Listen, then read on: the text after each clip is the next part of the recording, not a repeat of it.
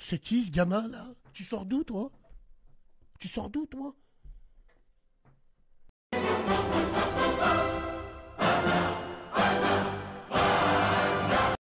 Bonsoir les amis, j'espère que vous allez tous très bien, très content de vous retrouver pour cette nouvelle vidéo débrief de la victoire de l'Espagne, 2 buts à 1 contre la France. L'Espagne va retrouver soit l'Angleterre, soit les Pays-Bas en finale de l'Euro 2024. Pedri est en finale, même s'il n'a pas joué. Lamine Yamal est en finale, Fermin Lopez aussi. Tous nos joueurs barcelonais qui sont en Espagne vont jouer la finale. Et déjà, c'est une très bonne nouvelle, surtout pour un jeune comme Lamine Yamal qui est en train de progresser et en train d'engranger de la maturité à vue d'œil. Et il a encore fait un très gros match ce soir. On va revenir sur tout ça dans cette vidéo. Déjà, il faut commencer par dire que le match a été très compliqué pour l'équipe d'Espagne qui est mal rentrée dans son match parce que les 10 premières minutes, c'était pas du tout ça.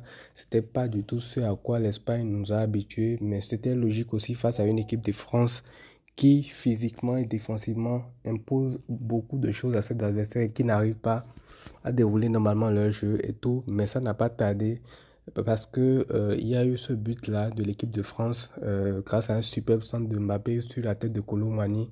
L'équipe de France qui marque enfin son premier but dans le jeu de l'Euro et qui a un super but, surtout la qualité de passe de Mbappé. Mais c'est ce but-là qui va permettre à l'Espagne de se réveiller un peu, de commencer à vouloir contrecarrer un peu l'équipe de France parce qu'avant ce but-là, le match ronronnait des deux côtés.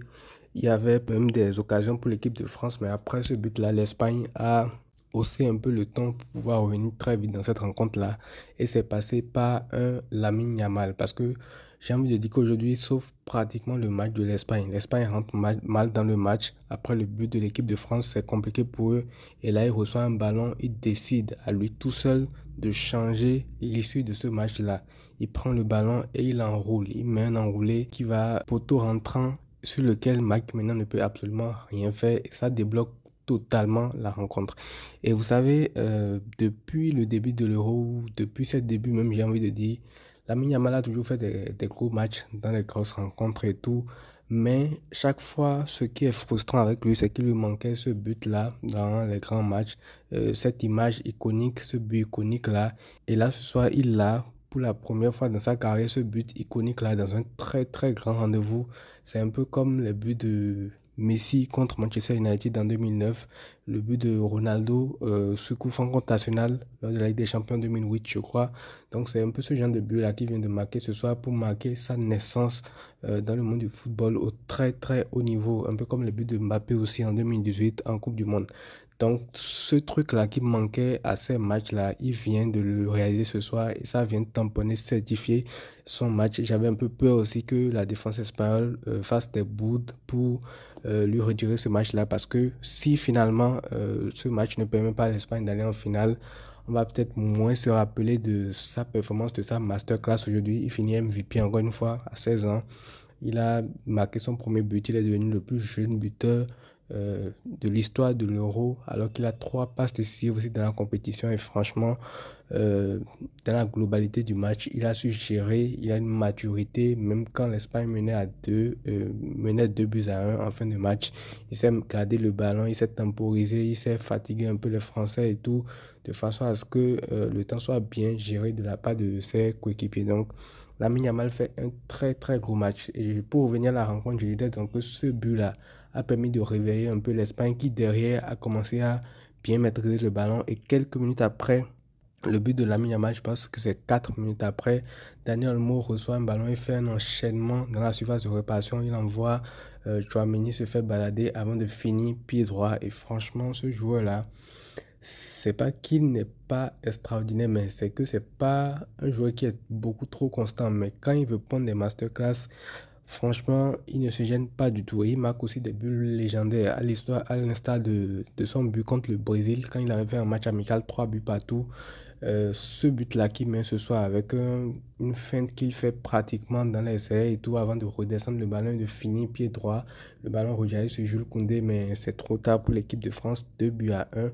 Et c'est ce but de Lamine Yamal là qui lance le match totalement de l'Espagne. Et après, l'Espagne déroule derrière, l'Espagne arrive à conserver son score, mais ça a été très compliqué, surtout avec les absences, surtout Dani Cavaral, parce que Jesus Navas fait un match approximatif, on va dire. Très tôt, il prend un carton jaune et d'ailleurs, il s'est fait prendre plusieurs fois aussi sur le côté. Il n'a pas su museler Mbappé. Ça a été plus un travail collectif, mais l'Espagne a souffert sur ce côté-là. Et globalement, l'équipe d'Espagne a fait un match beaucoup plus en maîtrise en deuxième mi-temps vu qu'elle menait déjà le score en première mi-temps.